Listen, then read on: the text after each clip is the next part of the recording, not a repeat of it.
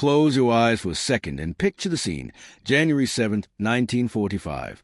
The Ardennes forest is a frozen hell.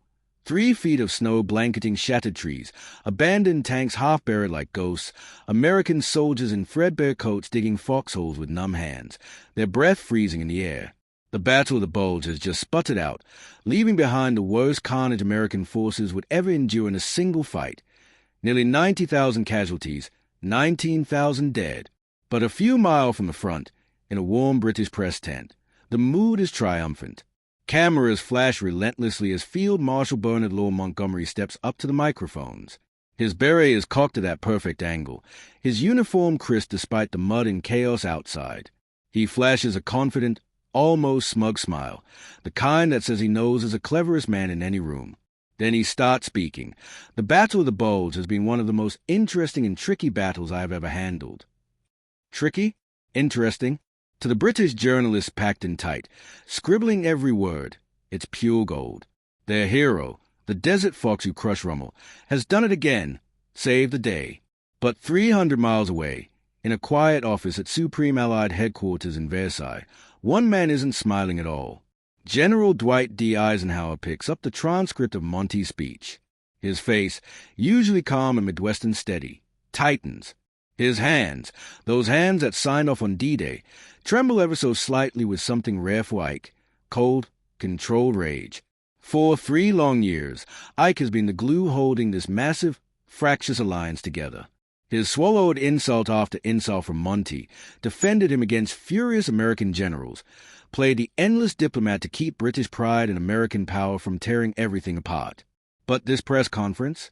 This isn't just boasting. This is Monty rewriting the bloodiest chapter of the war, painting American troops as bumbling amateurs rescued by his British brilliance. And Ike has finally had enough. He reaches for a pen.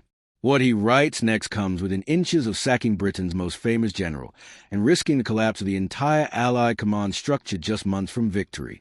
How did 2 men who stood shoulder to shoulder against Hitler end up here? To understand, we have to go back to the uneasy marriage that was the Anglo-American alliance. On one side, Dwight Eisenhower, the ultimate team player. Raised on a humble Kansas farm, Ike wasn't a flashy battlefield genius. He was a master coordinator, a politician in olive drab whose real talent was keeping egos in check and coalitions intact. He saw the war as a massive group effort, broad fronts, shared glory, overwhelming logistics. America's strength was in numbers.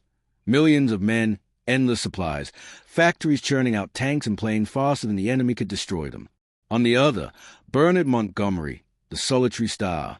Forged in the trenches of World War I, orphaned young and driven by an iron will, Monty was brilliant, methodical, and convinced he was always the smartest strategist alive. El Alamein made him a national icon, the man who turned defeat into victory in North Africa. But Monty didn't do teamwork. He surrounded himself with loyal aides, hung portraits of beaten enemies in his trailer, and treated war like a chess game where he alone moved the pieces. From the start, the friction was electric. Monty constantly pushed for a single, narrow thrust into Germany, under his command, of course. Ike stuck to his broad front strategy, spreading the advance to avoid risky gambles. Monty wrote private letters calling Ike a nice chap unfit for real strategy. American generals like Omar Bradley, quiet, competent, Midwestern like Ike, seethed at Monty's condescension. George Patton, the firebrand with the ivory-handled revolvers, openly despised him. Yet Ike protected Monty, again and again. Why? Because the man's tactical skill was undeniable, and the alliance needed British experience as much as American muscle. Churchill fought tooth and nail to keep his hero in place. It was a fragile balance. Britain provided the battle-hardened doctrine, America the overwhelming might. But by winter 1944, the scales had tipped irrevocably.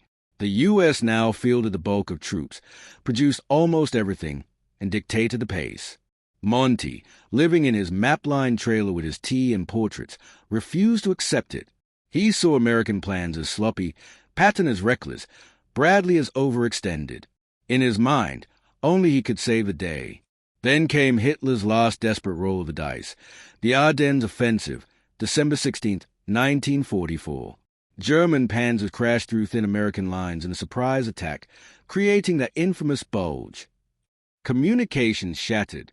Bradley's headquarters lost contact with two entire armies in the north. Ike made the tough call, temporarily shift those 200,000 plus American troops to Monty's command for unity's sake. It was pragmatic, not preferential. Bradley took it as a personal slap. Patton called it outright betrayal. Monty, however, arrived like a conquering king. He swept into U.S. First Army HQ, dismissed their plans, halted counterattacks, redrew lines. "I shall tidy this up," he reportedly said, word that burned like acid in American ears. He lectured battle-weary generals as if they were rookies, forced Bradley to come to him for meetings. Tactically, Monty did stabilize the North. His caution prevented worse disasters. But he poisoned the atmosphere. American officers whispered about mutiny. Goodwill evaporated. And then, with the crisis fading, Monty decided to go public with that fateful press conference. As he basked in British applause, claiming the victory as his masterstroke, he had no clue he'd just signed his own political death warrant. Back in Versailles, Ike's ultimatum was already forming. Monty or me. Would the alliance hold?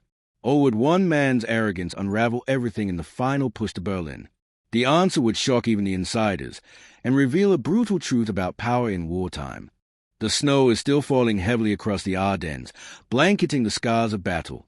Crumpled Sherman tanks, frozen bodies half covered in white, American GIs in overcoats too thin for this brutal winter, their faces gone from weeks of relentless fighting.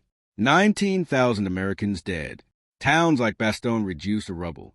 And yet, on that cold January 7th afternoon, Field Marshal Bernard Montgomery steps confidently before a room full of eager British reporters, flashes popping like distant artillery.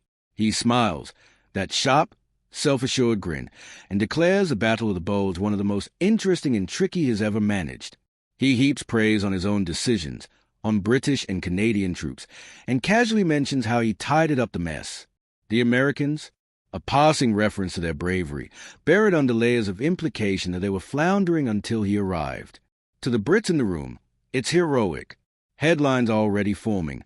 Monty saved the day. But word travels fast in wartime. By evening, transcripts reach American headquarters. And the reaction? It's like dropping a match into dry kindling. Omar Bradley, the steady, pipe-smoking commander of the 12th Army Group, reads it and tells aides he'd rather resign than serve under Monty again. George Patton, ever the volcano, explodes in his diary, calls Monty every name under the sun and threatens to go public. Frontline officers, the ones who actually bled in the snow, talk darkly about what they'd do if that limey bastard showed his face in their lines. And at Supreme Headquarters in Versailles, Dwight Eisenhower sits alone late into the night, transcript in hand, his usual calm fracturing into something colder. Ike doesn't rage outwardly. He's too disciplined for that. But inside, the dam breaks. His protected Monty for years, shielded him from American fury because the alliance demanded it. No more. This press conference wasn't just bragging. It was a culmination of a fatal miscalculation, one that nearly cost Monty everything. To see how we got here, let's step back into Monty's world during those chaotic December weeks. When Hitler's Ardennes offensive erupted on the 16th, Monty was actually on holiday in England, fishing, relaxing, far from the front. He got the call and raced back, arriving as the bulge deepened. Eisenhower's decision to hand him temporary command of the U.S. First and Ninth Armies wasn't a vote of confidence in British superiority. It was cold logistics. The German thrust had cut Bradley's communication from the south. Monty, positioned north, could coordinate faster. Simple as that. But Monty saw destiny knocking. He rolled into the headquarters of the U.S. First Army under General Courtney Hodges like a visiting monarch. His famous tactical caravans, those mobile map rooms lined with portraits of defeated generals like Rommel, set up nearby. Exhausted American officers, unshaven and running on coffee and adrenaline, briefed him on their plans, aggressive counterpunches to pinch off the bulge. Monty listened briefly, then dismissed it all. "No," he said firmly, "this is all wrong." He halted ongoing attacks, pulled units back into defensive boxes, reorganized divisions without much consultation. His style was deliberate. Set-piece battles with overwhelming preparation, no risks, no gambles. One famous anecdote. He told the staff he would sort out this shambles and tidy things up. Those words spread like wildfire through American ranks, twisting knives already deep. When Bradley drove hours through icy roads to coordinate, Monty wouldn't budge to meet him halfway. Bradley had to come to Monty's HQ. There, over maps, Monty lectured the American, Bradley, who'd fought from Sicily to Normandy, on elementary tactics. Bradley sat stone-faced, saying little, but seething inside. He later called it the worst humiliation of his career. Patton, commanding from the south, begged to unleash hell on the German flank. Monty's staff rebuffed him. Too reckless, too American. Patton fumed, writing that he'd rather fight the British than the Germans some days. Tactically, though, Monty wasn't wrong. His caution held the northern shoulder firm. While Patton's daring relief of Bastogne grabbed headlines, Monty's methodical grip prevented the Germans from swinging toward Antwerp, their real objective. He saved ammunition, lives, and time for the counteroffensive. Credit where due, he performed brilliantly on the map. The tragedy? He couldn't leave it there. As the German attack petered out, starved of fuel, hammered by clearing skies and Allied air power, Monty grew intoxicated with success. In reports to London, he portrayed the crisis as American collapse averted only by his genius. His aides urged restraint. Even his loyal chief of staff, Major General Freddie de Gingen, warned him. "So," de Gingen said, "the Yanks are touchy about this. Maybe tone it down." Monty waved it off. "The facts must be known," he replied. He accepted the press invite, seeing a chance to set the record straight, in his version. January 7th arrived. He stood tall, spoke eloquently, and dropped bombshell after bombshell. Bastogne's epic stand by the 101st Airborne, a footnote. Patton's grueling march through blizzards, ignored entirely. Instead, the Americans fought bravely, but I was able to employ the whole power available to me and put it into battle with a bang. British papers lapped it up. American wires exploded with outrage. Bradley confronted Eisenhower's deputy. "If that man ever enters my HQ again, I'll arrest him." Patton demanded freedom to attack or resign. The entire U.S. command chain revolted. They'd taken the heaviest losses, by far, and now this? Ike, reading it all, knew the breaking point had come. Late that night, with his staff gone, he dictated a cable to General Marshall in Washington. No histrionics, just facts. Cooperation impossible, trust destroyed. Then the ultimatum, remove Montgomery or accept my resignation. He showed a draft of the Gingen's protocol. Freddie's face drained of color. He knew Ike meant it, and that Washington would back him. De Gingen raced through a blizzard to Monty's HQ, bursting in. He found Monty relaxed, tea in hand, basking in newspaper praise. "Sir," he slammed the draft down. "You've done it now. Ike's sacking you. This goes to Marshall unless you stop it." Monty chuckled at first. "Impossible. He needs me too much." "Read it," de Gingen insisted. "Even Churchill can't save you." The laughter died. Monty read, reread, and for the first time, panic flickered in those sharp eyes. The man who'd never feared defeat on the battlefield suddenly faced oblivion. He'd misread everything. The power shift was complete. America now dominated. Monty was playing an old imperial game in a new superpower reality. Would he fight, appeal to Churchill, or bend the knee in a way that would haunt him forever? The answer came swiftly, and it was the most humbling moment of Bernard Montgomery's life. Hold on, because the fallout from this near catastrophe would reshape the final months of the war and cement America's rise as the West's new leader. The wind howls outside the tactical headquarters at Zonhoven, rattling the thin walls of Montgomery's caravan. Inside, the only sound is the scratch of a fountain pen on paper and the occasional crackle of a dying log fire. It's past midnight, January 8th, 1945. Field Marshal Bernard Montgomery sits alone at his small folding desk, uniform jacket unbuttoned, beret tossed aside. The portraits of Rommel, von Arnim, and other conquered generals stare down at him from the walls, but for once they offer no comfort. In front of him lies a single sheet of headed notepaper. The words his writing are the hardest of his life. Major General Freddie de Gingen had delivered the blow hours earlier, Eisenhower's draft cable to Washington, Cold, factual, devastating. Remove Montgomery or accept Eisenhower's resignation. No bluff. No room for negotiation. Backed by Marshall. Backed by Roosevelt. Backed by the full weight of a United States that now carried the war on its shoulders.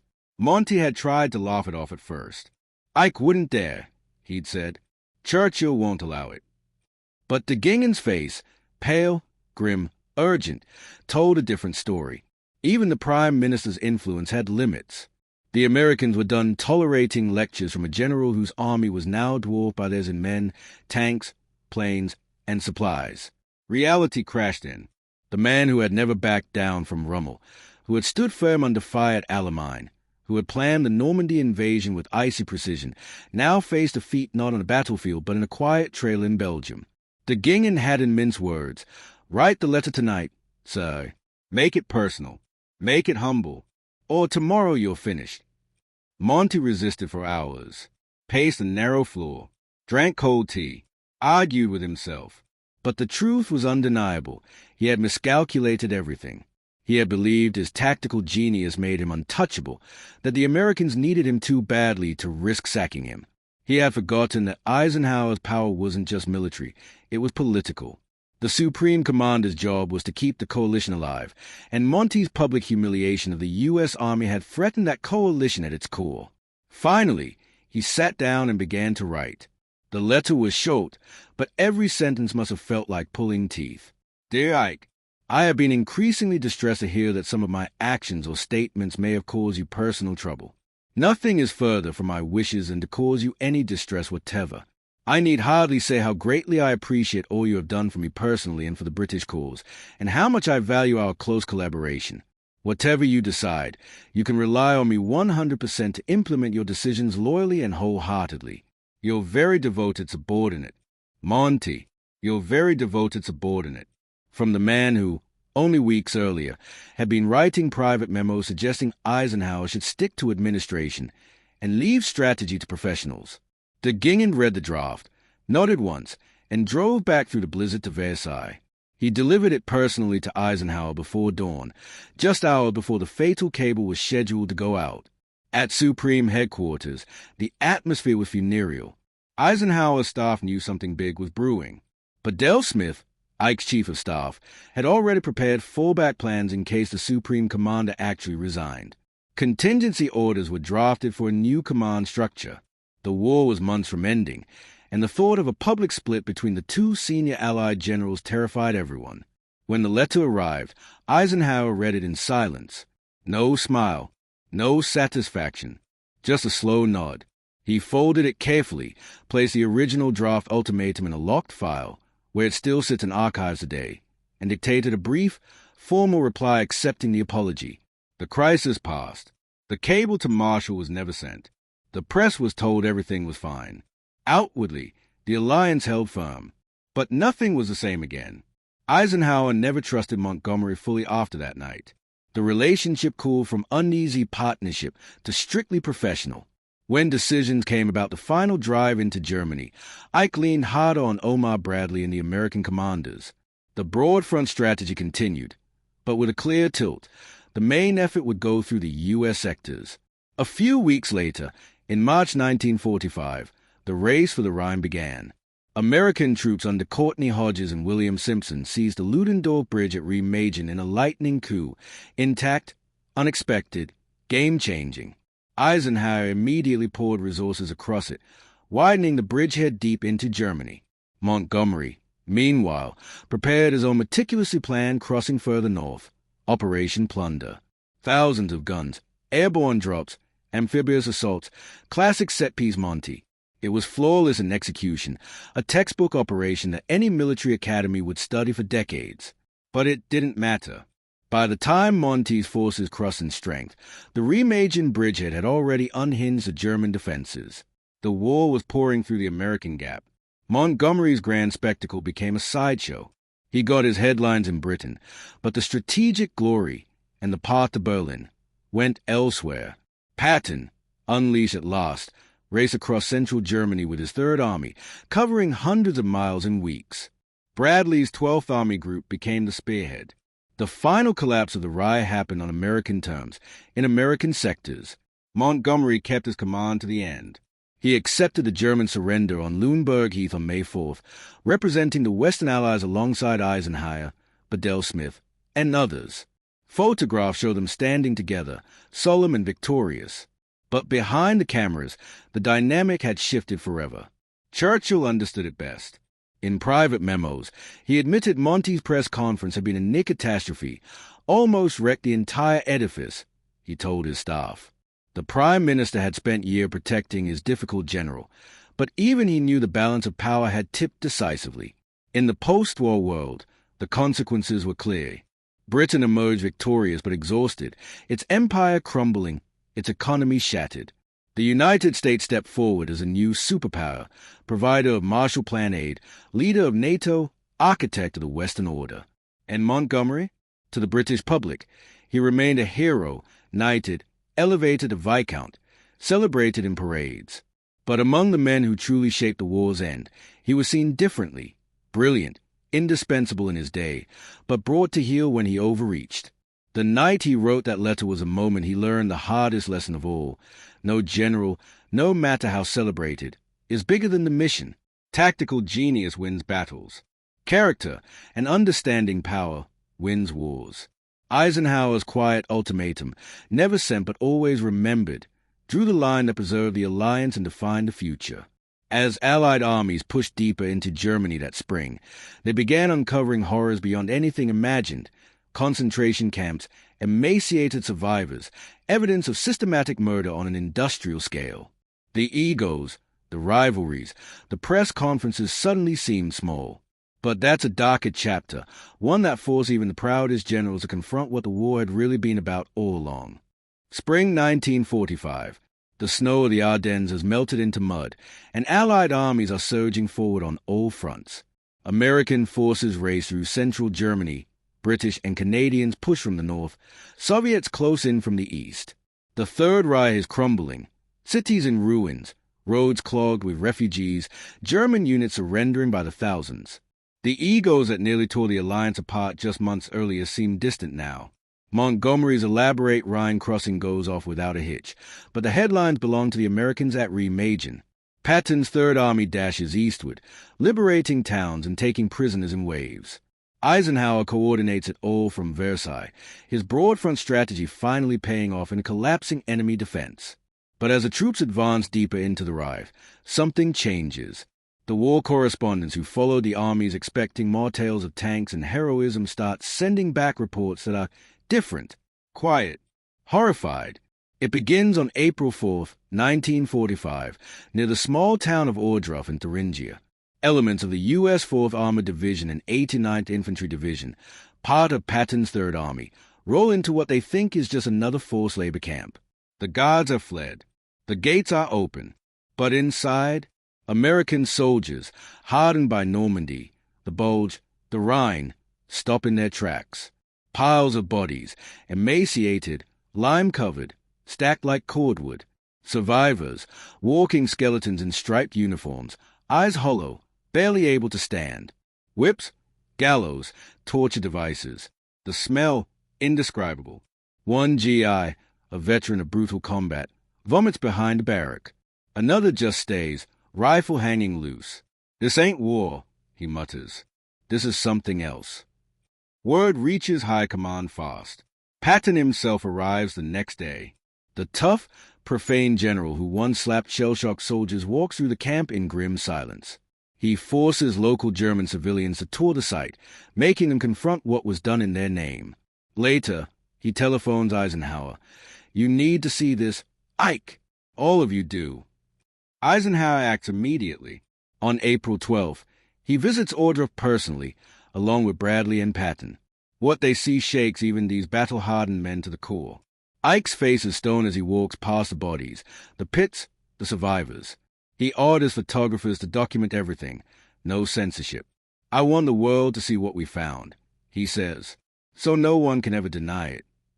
He also sends urgent cables to Washington and London. Send congressmen, parliamentarians, journalists. Let them witness it themselves.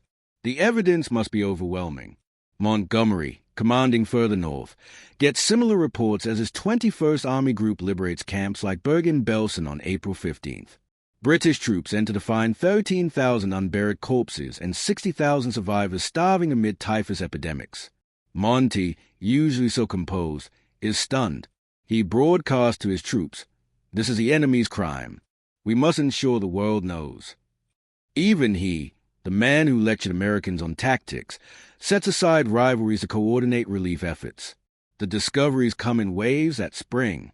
Buchenwald, Dachau, Nordhausen, each worse than the last. American, British, Canadian, and Soviet forces all uncover parts of the vast network of death factories the Nazis had built. Soldiers who had fought through snow and fire now face a different enemy. The realization of what the war was truly about. The Holocaust, systematic murder of millions, Jews, Roma, political prisoners, disabled people, anyone deemed undesirable. GIs share their last rations with survivors. Medics work around the clock, though many are too far gone to save. Chaplains hold services amid the horror. Some soldiers weep openly. Others harden into quiet fury. Back home, the news hits like thunder. Eisenhower and Shaw's film crews capture it all. The footage, emaciated prisoners, mass graves, gas chambers, runs in theaters worldwide. Newspapers print photos that turn stomachs. Congressmen who visit return to Washington changemen, demanding the world never forget. The generals, too, are transformed. Patton, who once dismissed political concerns, writes in his diary about the indescribable evil. Bradley, ever reserved, speaks quietly of a crime against humanity. Even Montgomery, whose narcissism had nearly cost him his career, focuses on humanitarian relief, organizing food drops and medical aid. In the final weeks, as Berlin falls and Hitler dies in his bunker, the Allied leaders meet. Eisenhower, Montgomery, and others stand together in photographs, strained, solemn, united by what they've seen. The press conference that almost ended Monty's career? Forgotten in the face of this. The arguments over credit for the Bulge? Trivial. On May 7 to 8, 1945, the war in Europe ends. German representatives sign unconditional surrender, first at Reims, then at Berlin. Montgomery accepts one on Lüneburg Heath.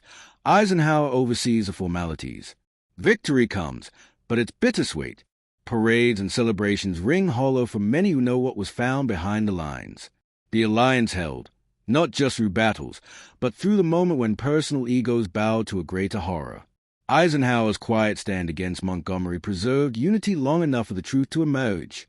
The camps became the war's defining legacy, not just defeating an army, but stopping a genocide. But the story doesn't end with V-Day. In the ruins of Europe, new tensions rise between East and West, victors who soon become rivals in a Cold War. And for the men who saw the camps, the images never fade. They carry them home, shaping the post-war world in ways no one could predict. One more chapter to go, the aftermath, the lessons, and how that near disaster in January 1945 quietly changed everything. May 8, 1945. Victory in Europe.